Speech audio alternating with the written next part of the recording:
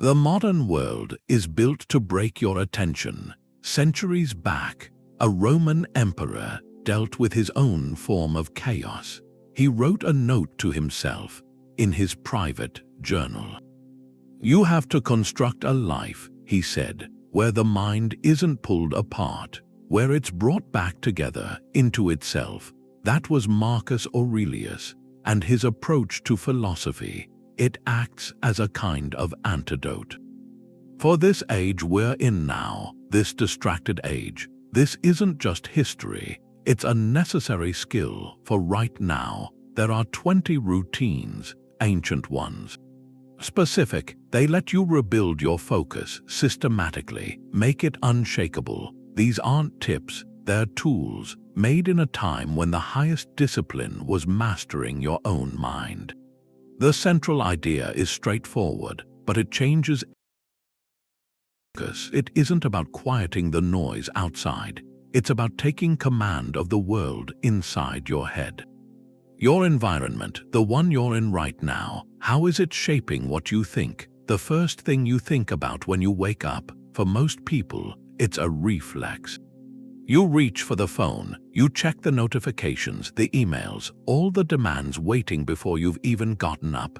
You hand over those first quiet moments to the outside world.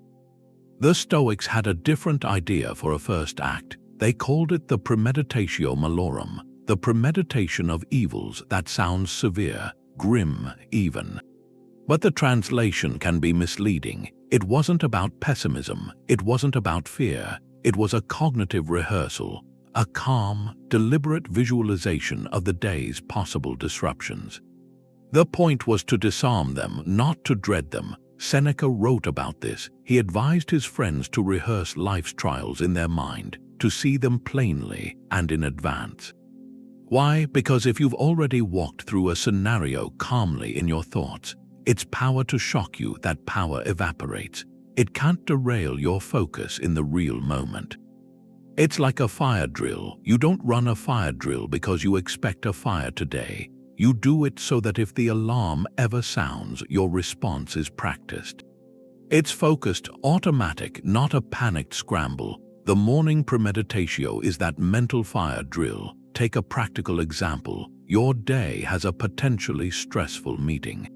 A conversation that could go sideways. The common instinct is to avoid thinking about it, to hope for the best. The Stoic routine is different. You sit with your coffee. For just a few minutes, you mentally walk into that room. You see the difficult person, you hear the challenging question, and in your mind you rehearse your calm, measured response. You're not dwelling on fear, you're downloading a script for composure. So when you actually enter that meeting, your mind isn't a reactive mess of anxiety. It's prepared. Your focus stays on the content, on the solution. It's not hijacked by the surprise of conflict. So here's a prompt. Before today ends, identify one single potential distraction on your horizon. It could be a long, tedious commute or a difficult conversation you've been putting off. Tonight or tomorrow morning, take 2 minutes. Close your eyes. Walk through it, see the obstacle, and see yourself moving through it with steady focus. This is the first tool. It doesn't stop the event from happening. It stops the event from stopping you. The day wasn't over when you went to sleep. It was over when you had learned from it. That's the evening retrospect. A quiet look back at the day you just lived, not a self-critique. More like a non-judgmental audit of your own attention. Where did it go and why? Epictetus gave clear instructions. He was a former slave who became a teacher. He told his students to treat their own minds like a night watchman. Every evening, examine the impressions that came to you during the day. Which ones did you accept without question? Which ones pulled you away from your purpose? This isn't about blame. It's about understanding the mechanics of your own distraction.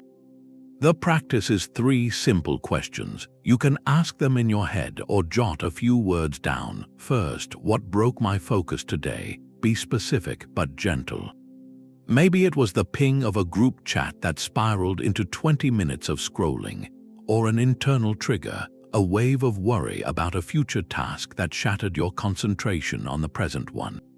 Just name it, no drama. Second, how did I respond? Observe your own reaction with curiosity.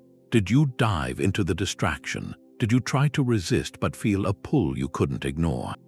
Did you get angry at yourself for getting sidetracked? Note the response, like a scientist observing a natural phenomenon. Third, and this is the forward-looking part, how could my response align more with Stoic virtue tomorrow? Virtue means your best, most rational self. If the trigger was a notification, could the phone be in another room during deep work? If it was an anxious thought, could you have paused and asked, is this within my control?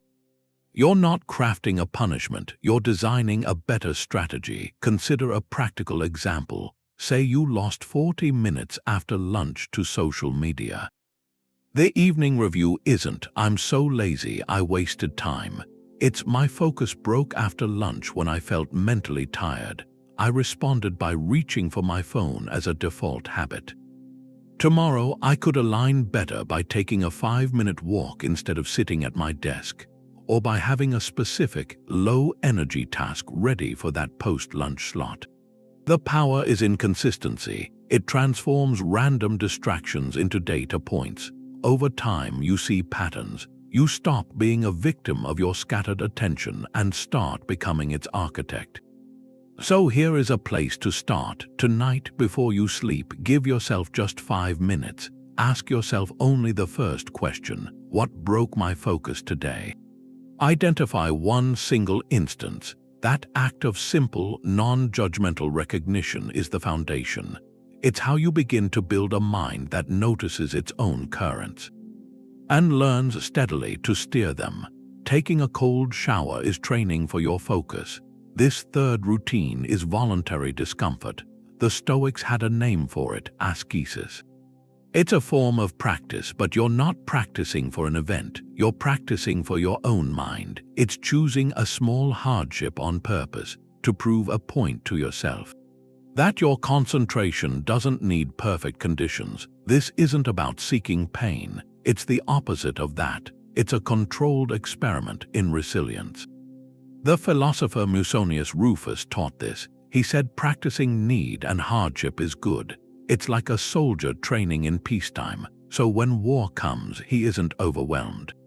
By facing minor discomfort willingly, you build a callus on your will. You reduce the power of every small annoyance to distract you. Seneca lived with immense wealth, and he practiced this routinely. He would dress in rough clothes, sleep on a hard bed, set aside days to eat only plain bread. His purpose was clear: to remember that a good life, a focused life, isn't held together by silk or by soft cushions. It's held together by a mind that stays undisturbed, whether the room is warm or cold.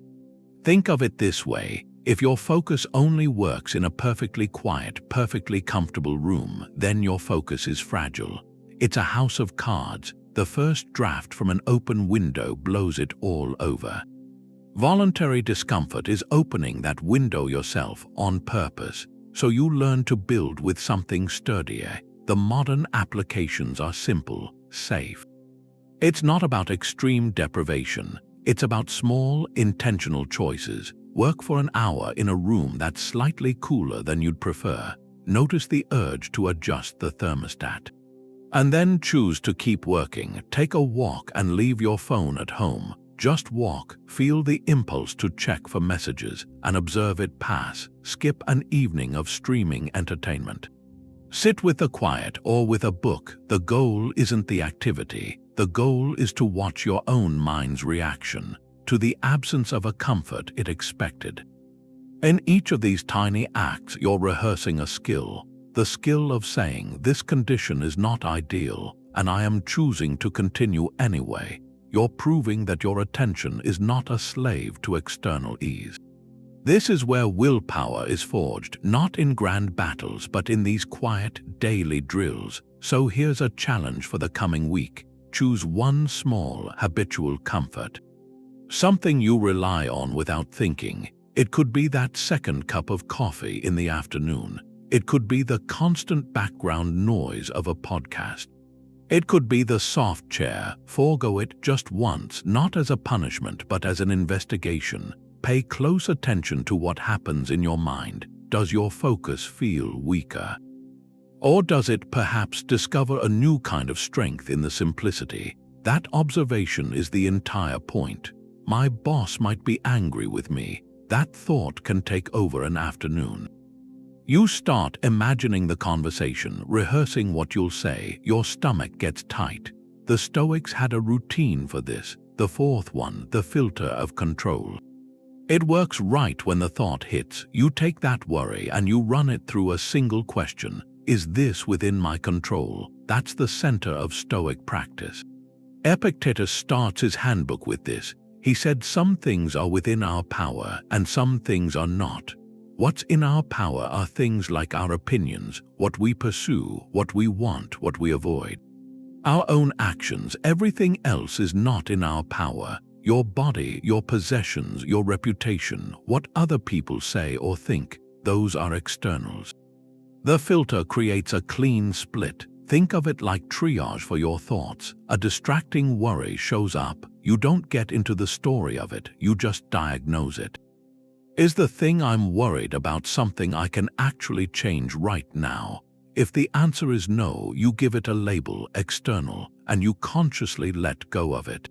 You don't wrestle with the thought. You see it as mental weather moving through, and you let it move. Your attention stays with what you can control. Your judgment about what's happening and your next move. Imagine two people in the same traffic jam. The person who isn't using the filter gets consumed by the external. They're yelling at other cars, hitting the wheel, worrying about being late. All their mental energy goes into a situation they can't change. The person using the filter takes a breath. They think this delay is outside my control. What I control is my response. I can choose to use this time, maybe to listen to something, or just to practice being patient. The event is identical. The experience inside is completely different. It's the same with a negative comment online. The unfocused mind starts spinning, drafting the perfect reply, fixating on the insult, feeling like their reputation is falling apart. The filtered mind stops. Is this person's opinion within my control? No, it's an external. What I control is whether I reply and how I reply. I can let it go without taking it in. My focus stays on my own work, my own standards. This isn't about pushing thoughts down. It's about getting clear. By constantly sorting your thoughts into these two categories, you clear out a huge amount of mental noise. Anxiety is often just a pile of externals you're trying to carry, as if they were your job. The filter shows you how to put that load down, so here's the practice. Next time you feel that pull of anxiety or distraction, pause for 3 seconds. Ask the question quietly, is the center of this feeling within my control? If it's not, label it in your mind, external. Then, on purpose, turn your attention to the one thing that's always internal, your next breath, and the choice you make after that. That simple act is how you start to unclutter your mind. When was the last time you did just one thing, with your whole mind? No phone nearby, no podcast playing, no list running in the back of your thoughts. Just you and whatever you were doing. This is the fifth routine, mindful single tasking. It's the direct use of the Stoic idea of living in the present. The ancient thinkers saw what we call multitasking long before we had the word. They called it a kind of mental agitation, a scattering, a refusal to be where you are. Marcus Aurelius wrote about this to himself constantly. He said you could spend your whole life distracted, always jumping ahead to what's next or looking back with regret. And if you did that, you'd miss your life. He said the present moment is all you ever really have, and it's enough. To be scattered across time is a kind of foolishness. It's to live nowhere. The modern cult of multitasking celebrates that scattering. It tells you doing more at once is efficient, but the Stoics would say it's a form of avoidance. It's a way to never be fully present with any one experience, because being fully present can feel vulnerable. It can feel simple. When you check email in a meeting or plan dinner while a friend talks, you aren't really anywhere. You're in a buzzing, anxious middle space. Your focus becomes a shallow pond, wide but with no depth. Real focus, the unshakable kind, is built the opposite way. It's built by giving your complete self to the task right in front of you. It doesn't matter if the task is big or small, writing a report or washing a single dish. The practice is the same. You bring your attention undivided to what's there. You notice the sensations, the weight of the pen, the temperature of the water, the sound of your own breath. You aren't doing the task to finish it. You're doing it to be there while it happens. Take a practical example from the Stoics. They proposed what we can call the Stoic meal. Once a week, choose one meal to eat in complete silence. No screens, no reading, no talking, just you and the food. Your only job is to pay attention. Notice the colors on the plate, the smell as the fork comes close, the flavor that unfolds as you chew slowly, the simple act of swallowing, of being nourished. You'll probably notice two things. First, how hard it is to keep your mind from wandering off to other topics. And second, how rich a simple meal can become when you're actually there to experience it. This isn't just about eating, it's a drill for your attention. It teaches you how to return gently to a single point of focus. So here's something to consider. Tomorrow, pick one routine thing you do every day. It could be making your morning coffee, or taking a shower, or walking from your car to the office. For just those few minutes, do that activity with deliberate, singular attention. If you're making coffee, just make coffee. Feel the weight of the bag of beans. Listen to the grind, watch the water drip. When your mind darts to your first meeting, guide it back to the sound of the machine. You aren't trying to reach a state of bliss. You're practicing the act of being where you are, and in that practice, you're building a mind that can choose its target and hold it steadily against the pull of everything else. From the plane window, your whole neighborhood is just gray and green. The sixth routine is to live there in that wider view. It's the view from above. A perspective practice, a mental zoom out for when you're stuck in the loud, tiny details.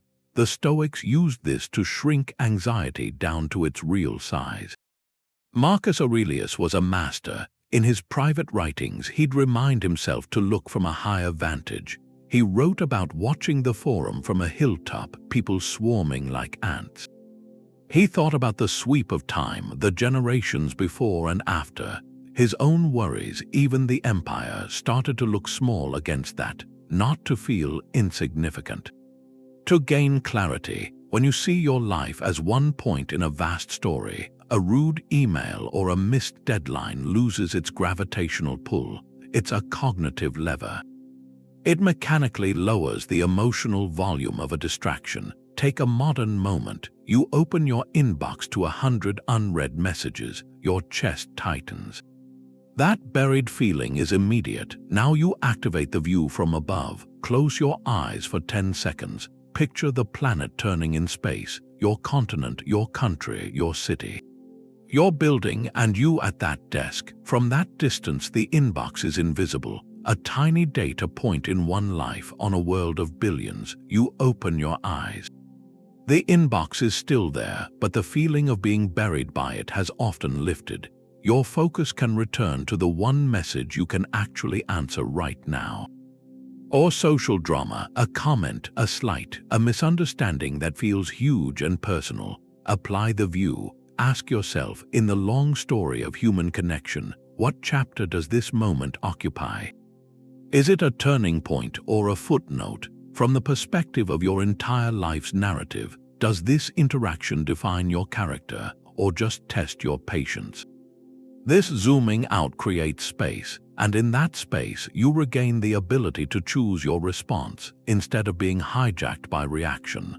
The ultimate question this routine offers is a simple filter.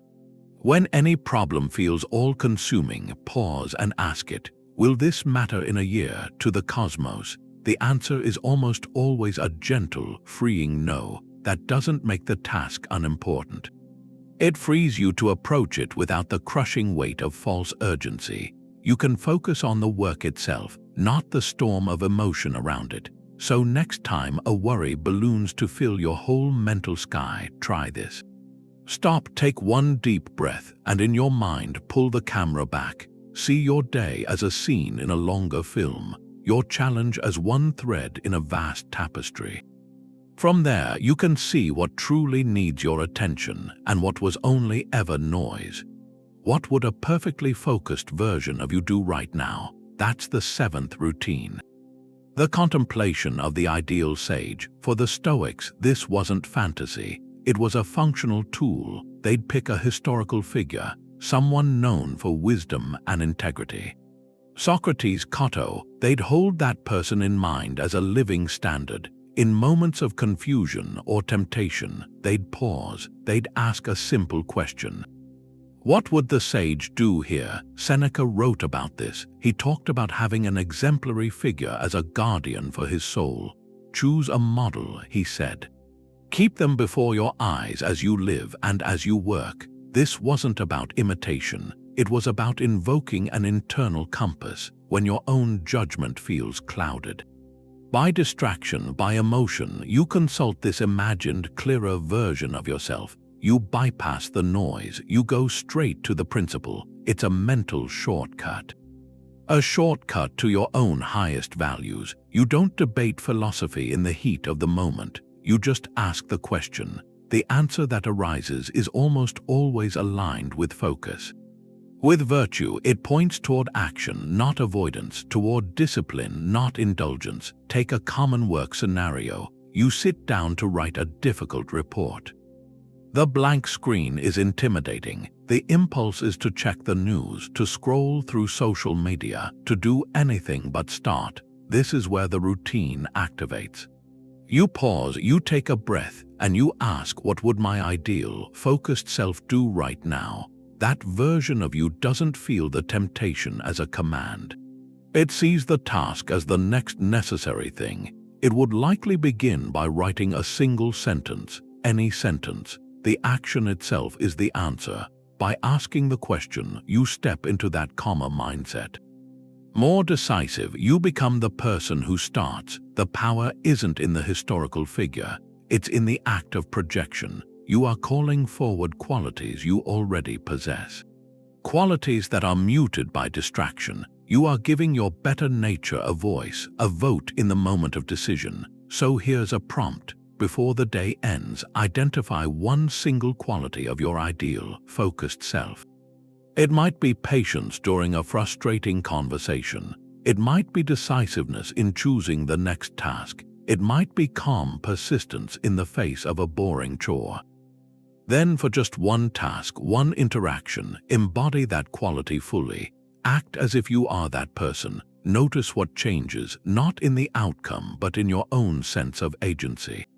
You are not waiting to become focused. You are practicing in real time what focus actually feels like. Your social feed is a river of other people's thoughts. A journal is a map of your own. This 8th routine is the philosophical diary. It's writing with a purpose, not to record what happened to you, but to process what happened inside you. The Stoics saw writing as thinking made visible. It's how you untangle the knots in your mind, the ones that strangle your focus. When a worry is swirling in your head, it's vague. It's emotional, it's powerful. When you write it down, you externalize it. You put it on the page where you can see it clearly. Then you can dissect it with logic. That act transforms chaos into something you can manage. Marcus Aurelius left the most famous example. His book, Meditations, was never meant for publication. It was his private journal, often written on military campaigns in the middle of the night. It's a record of a man speaking to himself, sternly sometimes, kindly, reminding himself of his principles, arguing himself out of anger or out of laziness. He wasn't documenting the glory of Rome. He was doing maintenance on his own soul. To govern an empire, he first had to govern his mind, and he used the page to do it. The method is straightforward. You don't need elegant prose, you need honesty. Tonight, take a notebook, write just 3 sentences. The first is an observation. Name the single thought that most fractured your focus today. Be specific. It might be, I kept worrying about the feedback on my project. The second sentence is a judgment. Analyze that observation through the Stoic filter. Is this worry within my control? The feedback itself is an external. It's given. What is within my control is my preparation for the conversation, my openness to learning. Write that down. The third sentence is an intention. Based on that judgment, what will you focus on tomorrow? Your intention might be, tomorrow, I will focus on preparing 3 clear questions to ask about the feedback, rather than imagining what it might say. This 3-sentence structure forces clarity. It takes a diffuse cloud of anxiety and gives it edges. Once it has edges, you can deal with it. The journal becomes a storage device for your mental noise. You download the chatter onto the page, and that frees up processing power in your mind. That space is where clear, sustained focus can finally live. So the challenge is simple. Let tonight be the night you start, not with a grand commitment to journal every day forever, but with 1 page, 3 honest sentences. Observe, judge, intend. In that brief act, you're not just writing words, you are writing order back into your thinking, and from that order, an unshakable focus can begin to grow. The last time you read something that actually changed how you think, not just gave you information but changed your thinking. Most reading now is consumption. We scroll, we skim, we take in fragments. The 9th routine is different, purposeful reading. The Stoics had a name for it, Lectio Selecta. It's not about volume. It's about depth, choosing a small piece of wisdom, letting it sink in slowly. That's how you train your attention to go deep, how you feed your mind with substance, not just data.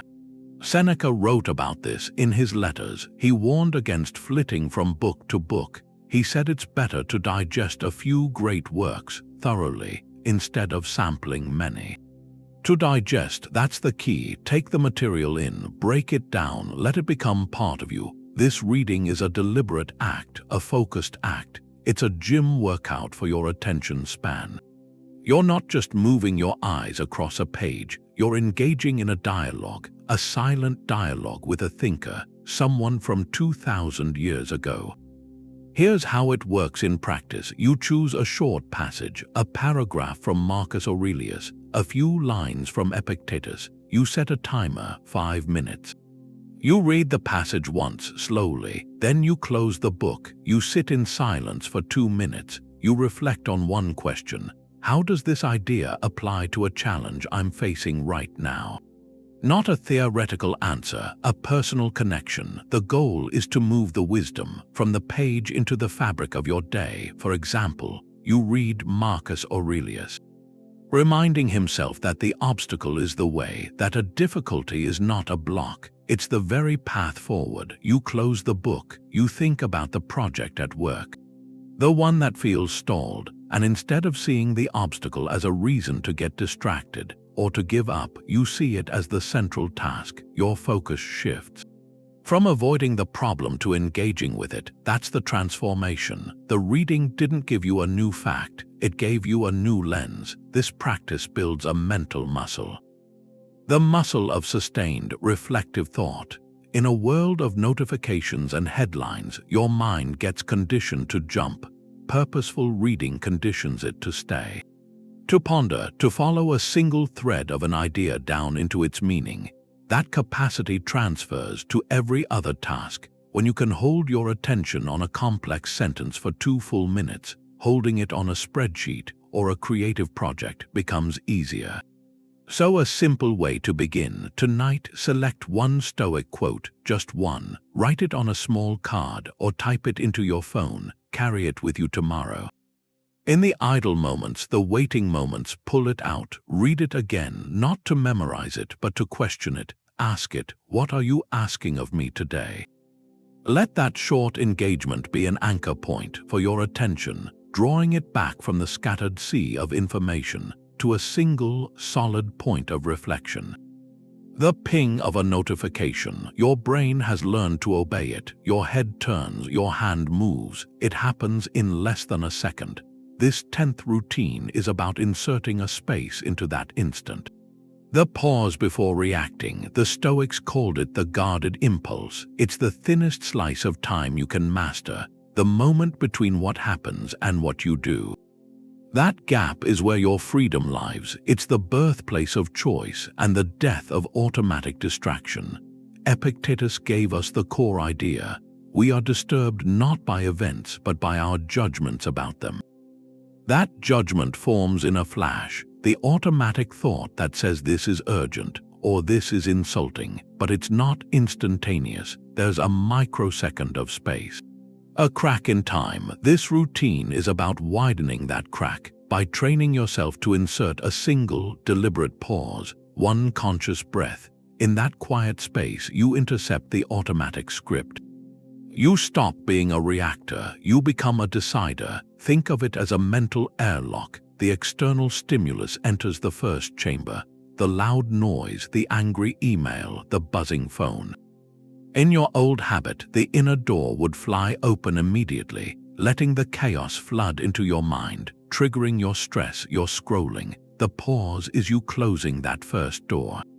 You contain the stimulus in the airlock, you look at it through the glass, and then, with intention, you choose whether to open the inner door and how far. You might decide to let it in as a task for later. You might decide to vent it out as irrelevant noise. The key is you made a choice. Your focus was not hijacked. It was consulted. Apply this to the digital interruption. Your phone buzzes on the desk. The old pattern is complete in 2 seconds. Buzz, look, scroll. 10 minutes gone. The new practice begins with the buzz itself. You hear it, and instead of your body turning, you take one slow, silent breath in and out. In that 3-second pause, you ask a simple, internal question. Is responding to this the most important use of my focus right now? The answer is almost always no. And in that realization, you have already won. You don't look, you return your eyes to your work. You have just defended the sanctity of your attention. You have proven to yourself that the ping is not a command. It is a suggestion, and you are the one who chooses whether to accept it. This practice builds a new neural pathway. It teaches your brain that between stimulus and response, there is now a field of possibility. That field is where your rational mind gets to cast the deciding vote. Your best self, it's how you stop living on reflex and start living with purpose. So here is a small, concrete mission. For the rest of today, practice this sacred pause with the next 3 minor interruptions you encounter. The next time someone walks into your office while you're working, the next time an ad plays before your video, the next time you feel the itch to check a social feed. In that moment before you move, stop, take one breath, and in the space that breath creates, ask yourself one question. Does this truly deserve a piece of my attention now? The act of asking is the victory. The answer will guide you home. The interruption is part of the practice. It's the 11th routine, gratitude for the obstacle. That's a seed of what the Stoics would later call amor fati, the love of fate, and the idea is counterintuitive. That's where the power is. You don't build an unshakable focus in a quiet room.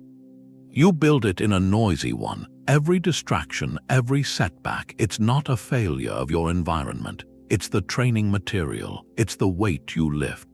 Marcus Aurelius put it plainly, the impediment to action advances the action. What stands in the way becomes the way. He saw every obstacle as fuel, not something to resent.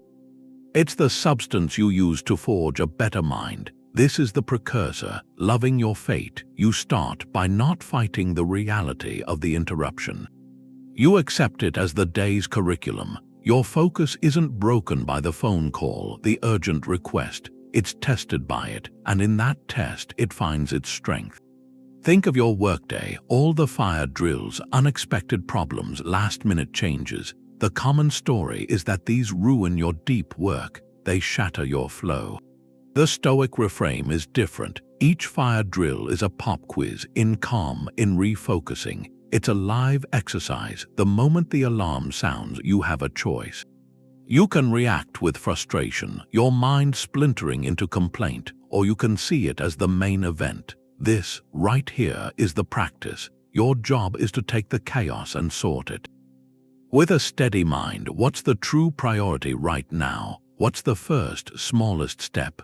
By engaging with the interruption this way, you're not being distracted from your focus training. You're doing the reps. Make it practical. Your morning is blocked for a project, then an email arrives. A client has an issue, needs immediate handling. The old response is internal resistance, anger at the broken plan, stress about the deadline, a scattered rush to fix it. The Stoic routine activates with a single shift. You say, this is not a deviation, this is the workout. The client issue is the barbell, how you lift it with calm, clear action. That's how you build the muscle. You take a breath, you assess, you handle what you can, and then, crucially, you guide your attention back. That act of returning is where the growth happens. It's more valuable than an uninterrupted morning because it proves your focus is resilient. It can leave and find its way home. So here's a prompt. Look back on your last few days. Identify one annoyance, one interruption that felt like a thief of your time. Maybe a long, unproductive meeting or a commute stalled by traffic. Now, write down one way that event secretly served as training. For your patience, sitting through the meeting. For your focus, using the stalled traffic to listen or just be present with your thoughts. By finding the hidden drill in the disturbance, you transform your relationship with it. You stop seeing life's friction as the enemy of your concentration. You start to see it as the teacher. Notice your breath. Is it shallow or deep, fast or slow? This is the 12th routine, physical anchoring. It's using your own body to call a scattered mind back. The Stoics understood something. The ruling faculty, the mind, isn't some abstract ghost. It lives in a vessel, a physical one. When your thoughts are racing, your body is usually telling the same story. Your shoulders are tight, hunched forward. Your jaw is clenched. Your breathing is shallow, almost an afterthought. That physical state isn't just a symptom. It's a feedback loop.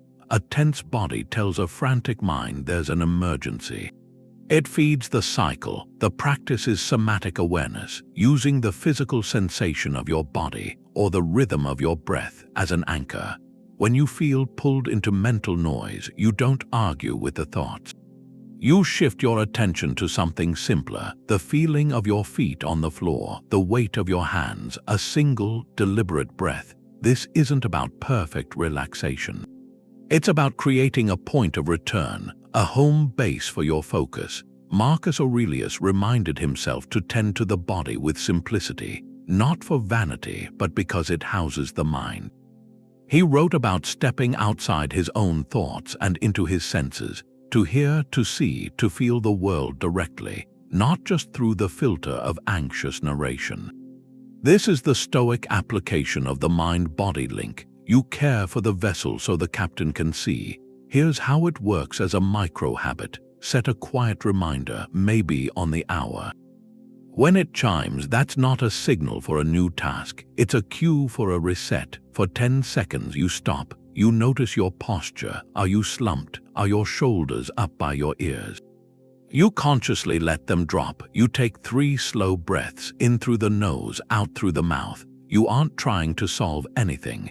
You're just moving your attention from the chaotic world of thought to the immediate world of sensation. That 10-second reset acts like a system reboot. It clears the cache of accumulated tension, both physical and mental. Consider a moment of overwhelm. Your inbox is overflowing. Your to-do list is a monster. Your mind is a storm of what-ifs. The instinct is to push harder, to think faster. That only tightens the spiral.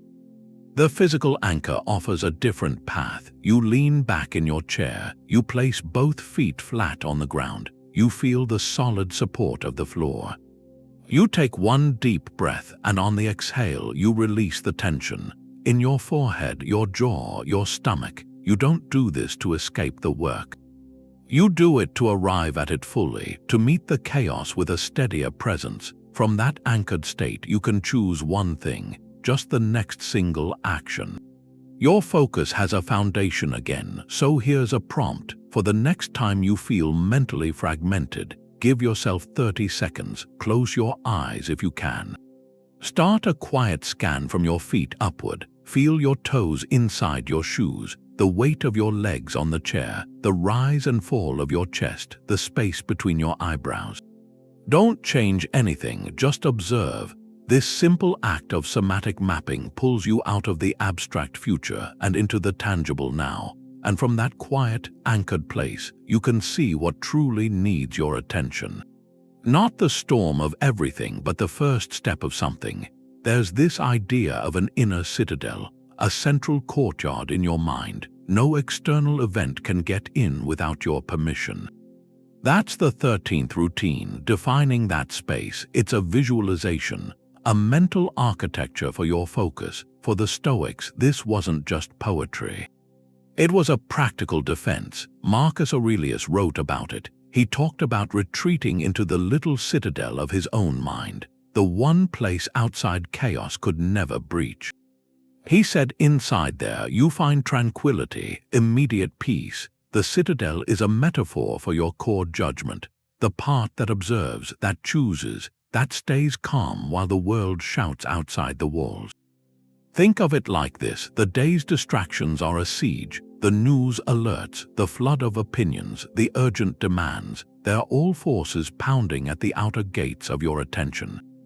Your focus weakens when you stand on the ramparts, trying to fight off every arrow, trying to answer every shout. You exhaust yourself. This routine teaches a different tactic.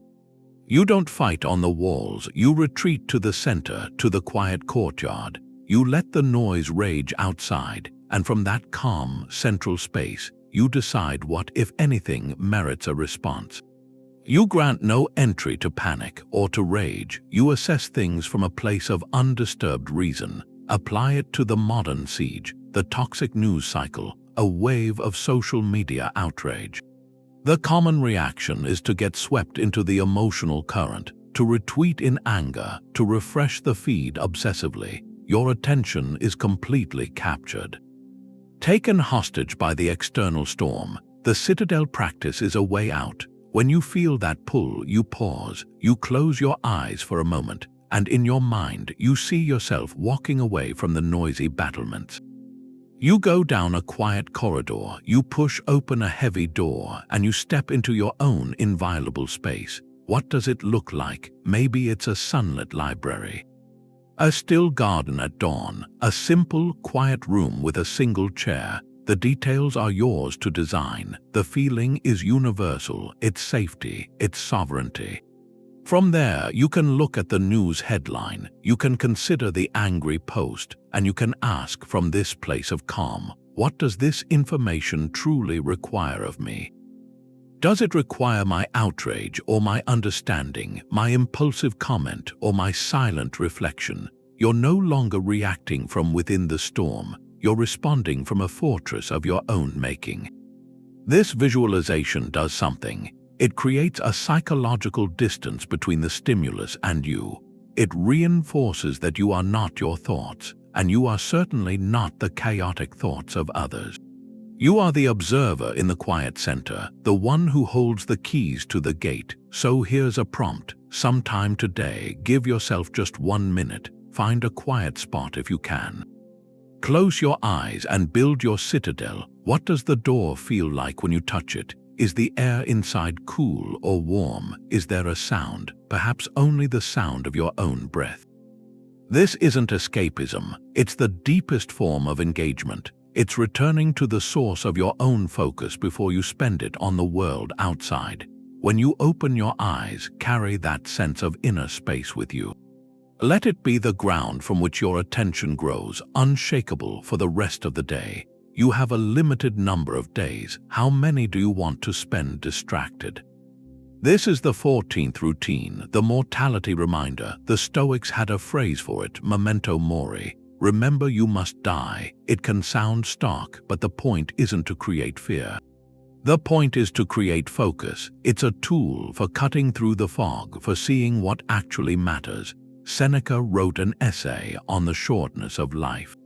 He said, we aren't given a short life. We make it short, we waste it. He saw people treat time like it was limitless, like a renewable resource, spending hours on gossip, on petty rivalries, on chasing pleasures that left them emptier. He said, we act like we'll live forever, and in doing that, we fail to live at all. The reminder of our finitude, it's not morbid.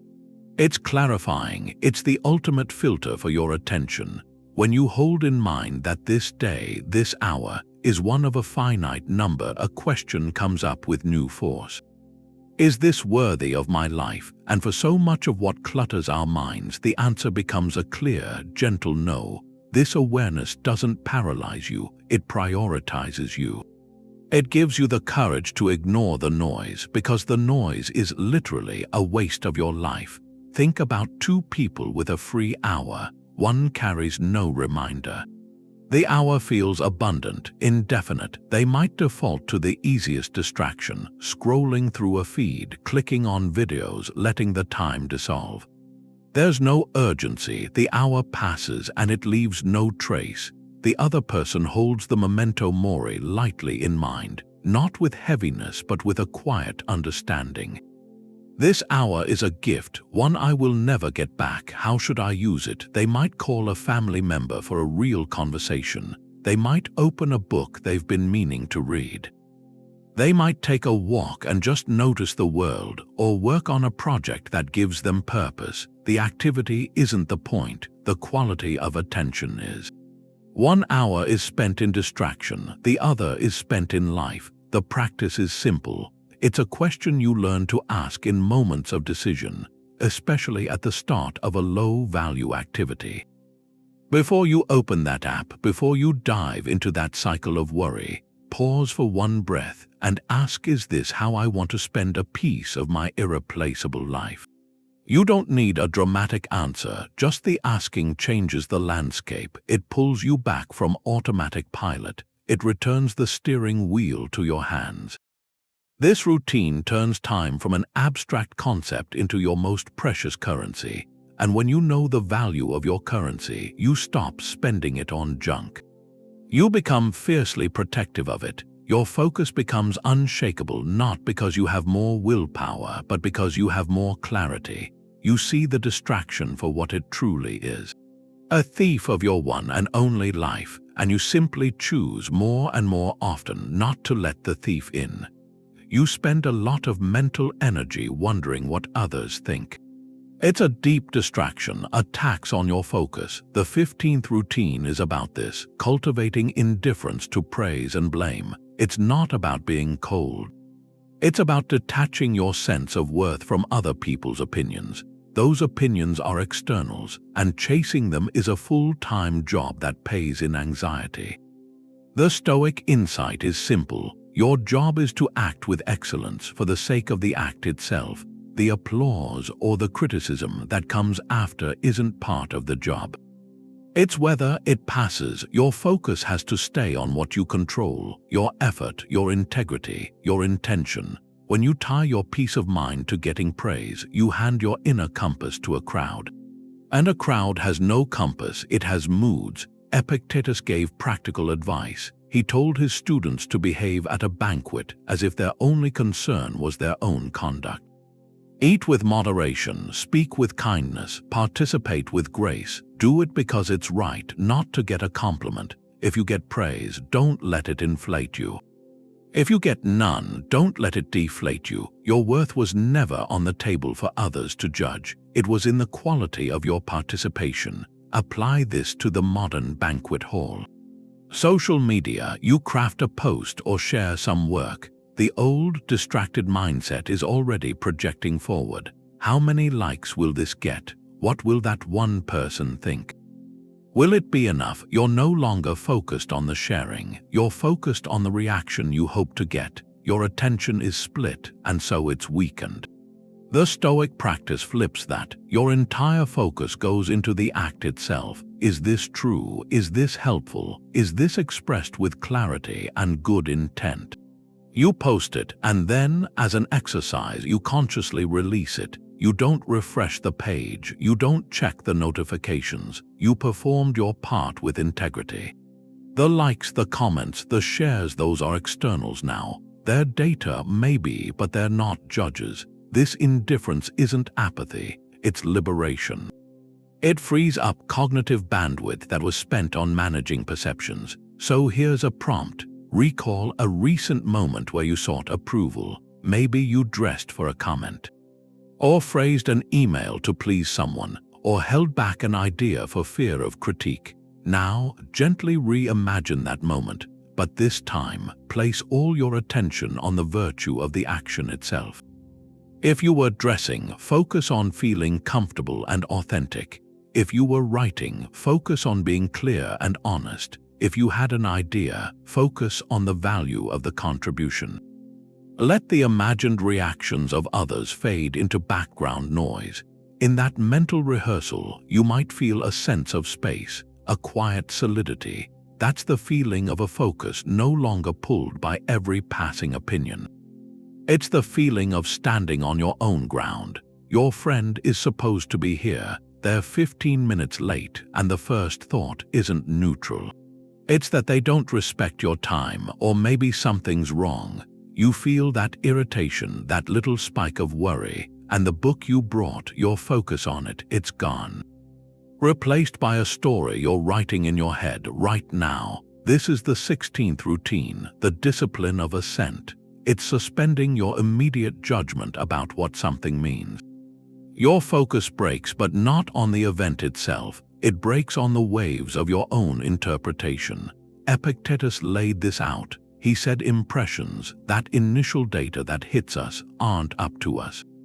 They just appear, but our assent, our agreement with what that impression means, that is entirely within our power. We can say, not so fast. I will examine this before I buy the story. The raw event is just data. Your friend is not here at the agreed time. That's the fact. Everything else, they're being disrespectful, they forgot, there's been an accident. That's a layer of judgment you've added. You've assented to an impression without proof, and that assent is what shatters your peaceful focus. It launches your mind into another reality, a stressful one.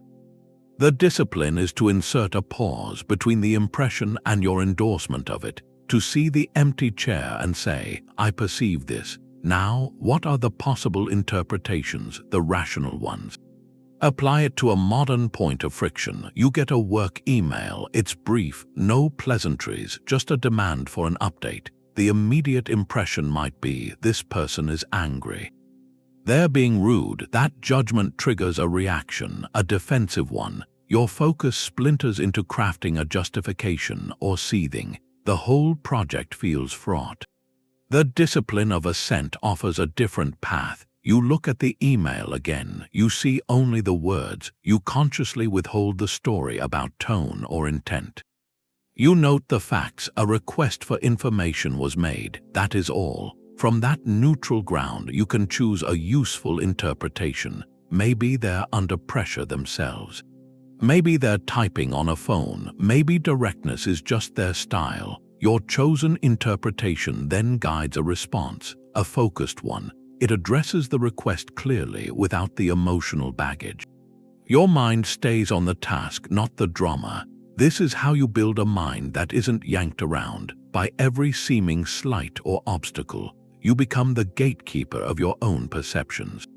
You learn to distinguish the event from the noise you add to it. The noise is what scatters you. The event, seen clearly, is often just a simple thing to be dealt with. So here's an exercise for today. Catch yourself making one automatic negative judgment. It might be about a colleague's comment, a news headline, the weather ruining your plans. The moment you feel that twist of irritation, pause. Say to yourself, I am having the impression that this is bad. Now, strip it back. What are the plain facts devoid of my story? Write that neutral description down, even just in your head. Your friend is late. The email contains these words. The sky is cloudy. By practicing this separation, you reclaim the space. The space between what happens and how you respond. In that space, your focus isn't just preserved, it's empowered. The world is always talking. Podcasts, news alerts, group chats. It's a constant stream of words, and most of them aren't ours. This routine is about stepping out of that stream. It's a minimalism of speech and of what you let in. It's the practice of economy with what you say and what you take in, because every word you don't need, whether you said it or you heard it, it can become a distraction. It takes up space, it fills the quiet in your mind. The Stoics cared about essence, not volume. Clarity of thought was the goal, and clutter was what got in the way. Zeno, who started Stoicism, he had a simple way to put it. We have 2 ears and 1 mouth, so we can listen twice as much as we speak. The virtue was in listening, in observing, and then speaking only if your words were better than the silence. Seneca said something similar. He warned about the person who's always talking, always filling the air. He said that person has no room for new ideas, no room to reflect. Their mind is like a crowded marketplace, all noise. To build a real focus, you have to clear out that marketplace. And you do that in 2 directions, outward with your own speech and inward with what you consume. Start with speech. In your next conversation, just notice. How many of your sentences are actually necessary? How many are just filler or repeating yourself or trying to be heard instead of trying to say something? The practice is to aim for brevity but with substance, to make your point in 3 clear sentences instead of 10 that wander.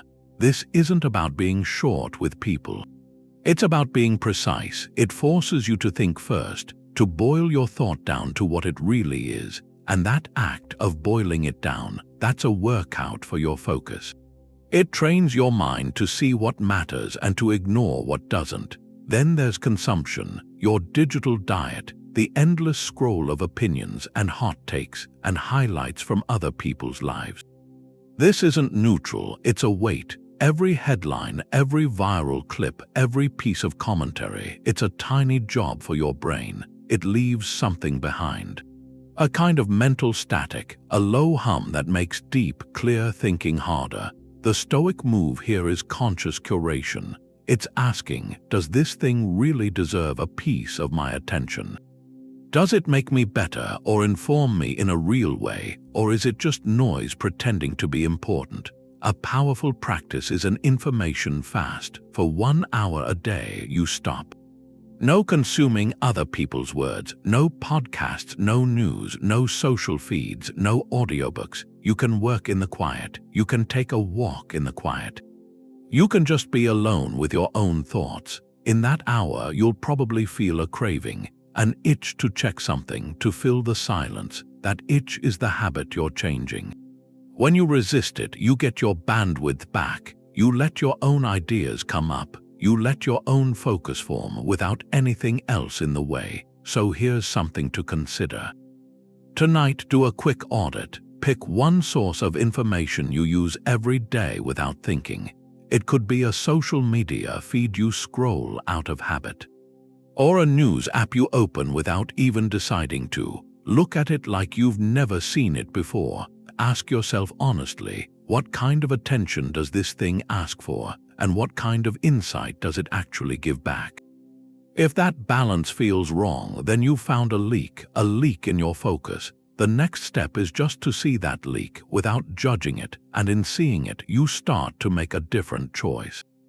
You're a parent, you're a professional, a friend, a citizen. Those are roles you play, and there's this routine, the 18th one, about putting on the right hat. Remembering to wear it, it's the character reminder, and a simple question cuts through everything. What is my role here? Because confusion about purpose is what scatters your attention. You're at your desk, but your mind is at home worrying about something, or you're at home and your mind is back at the office replaying a meeting, that cross-wiring drains you. It blurs your focus on everything. The Stoic fix is to define the stage you're on and then play your part fully. Marcus Aurelius started his personal writings that way. He'd list his roles to himself: a ruler, a Roman, a human being, and for each role he'd outline the virtues it asked for: patience, justice, reason. This wasn't about ego, it was an anchor. It told him in any moment what his job actually was. Your focus becomes unshakable when it moves through a clear purpose.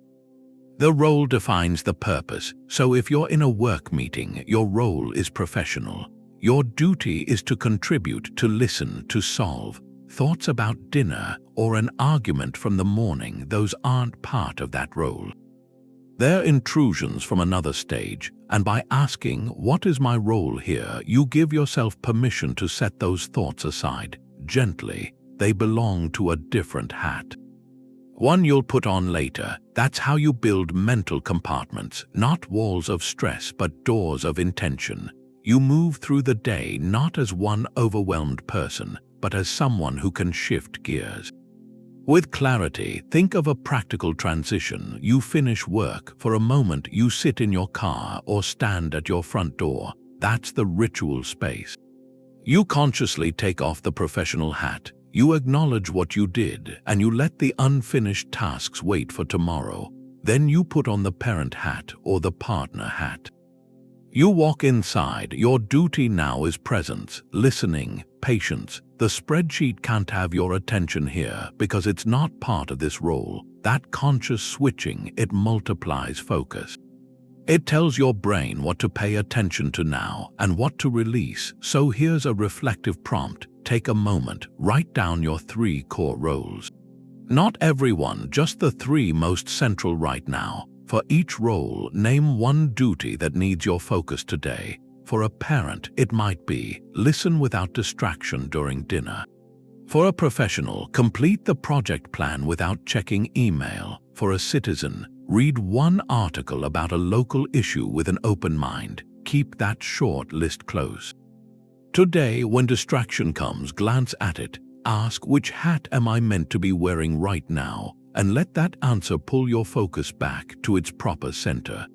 The machine doesn't tire, but you're not a machine. We imagine focus as this constant beam, a laser powered by will, but even the sun has a rhythm. It rises, it peaks, it sets. Your mind has its own seasons. This is the 19th routine, accepting natural cycles. The idea is alignment, aligning what you ask of yourself with your own energy's rhythm.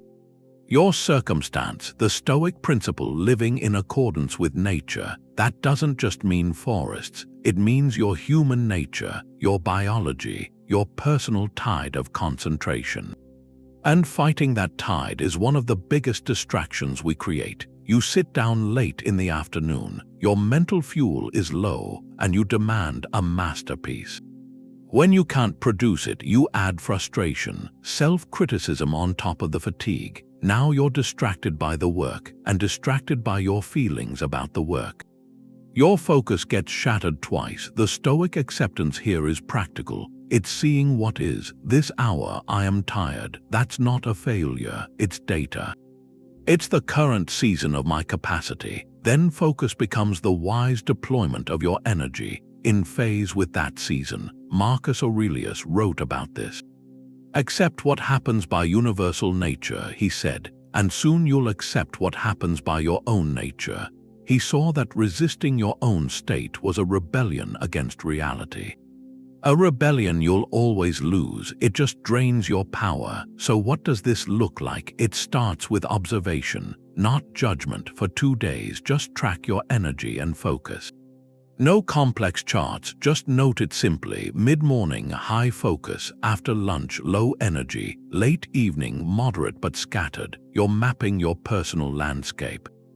Once you see the pattern, you can plan with it, not against it. Schedule your most demanding work during your personal peak. Guard that time fiercely.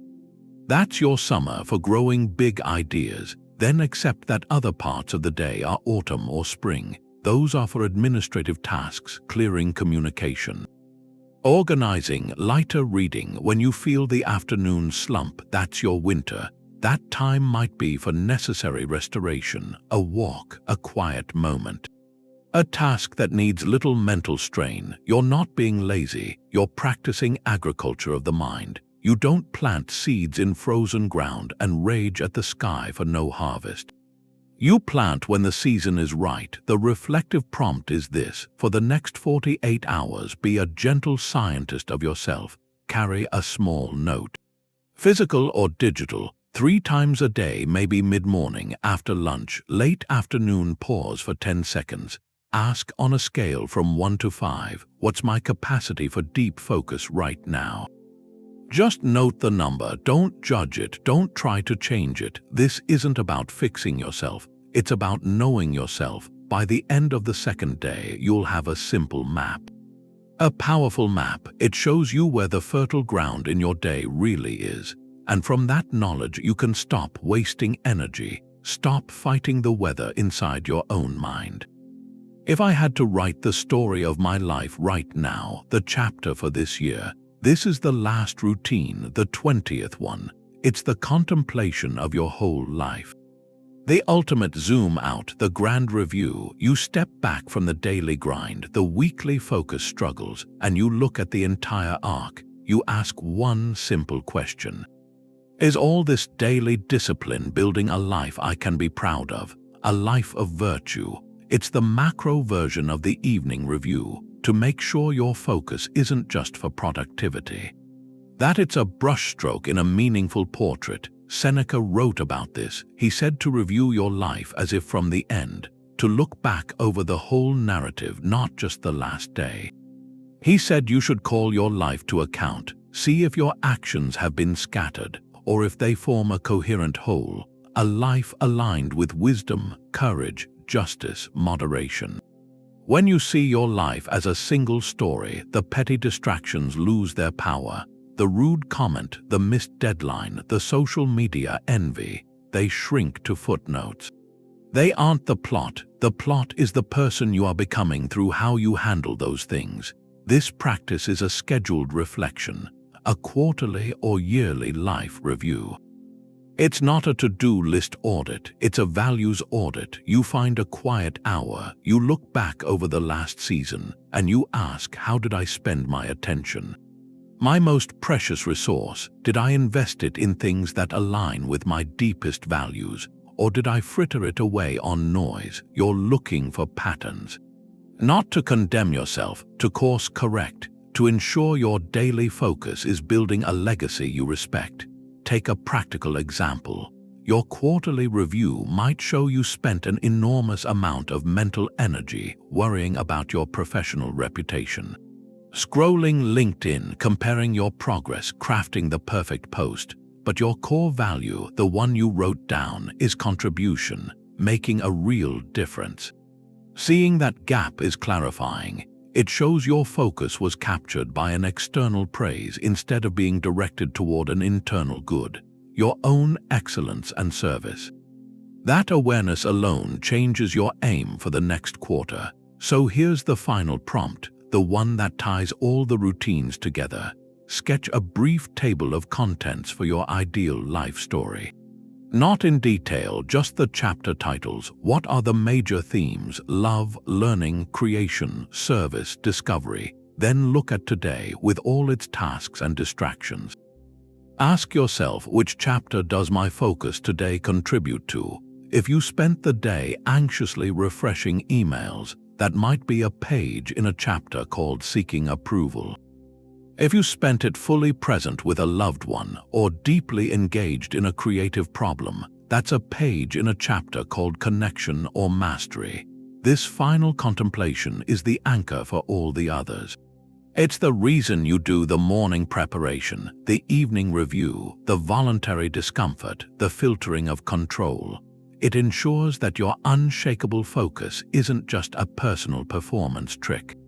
It's the steady hand that writes a life of meaning, a life where when you finally look back from that imagined end, the story makes sense, every struggle for attention, every choice to return to what matters was a sentence. A paragraph, a chapter in a book you are proud to have lived. The 20 routines are one system, a single blueprint for building focus from the inside. You're not fighting a distracted world, you're training a mind to move through it and stay undisturbed. The mechanism is always the same. It's the daily, deliberate use of certain practices. The morning premeditation, the evening review, the filter of control, the reminder of life's finitude, each one is a tool for a single purpose, to command your attention from within. To make your inner world a place of such clarity and order that the chaos outside loses its power. It loses its power to shatter you. This isn't a quick fix. It's a lifelong practice, a craft you refine with every choice, every interruption, every quiet moment of return. The freedom it offers is the ultimate prize. Epictetus said it best, "No man is free who is not master of himself." That mastery is the work of these routines. It's the slow, steady construction of an inner citadel. So strong that your focus can remain intact, no matter what storms rage at the gates. True focus is far more than a productivity hack. It is the gateway. The gateway to a life lived with purpose, with intention, and with a profound, unshakable peace. So the journey begins with a single step. Which one of these 20 ancient routines will you try first? Share your choice in the comments. Let's build this focus together.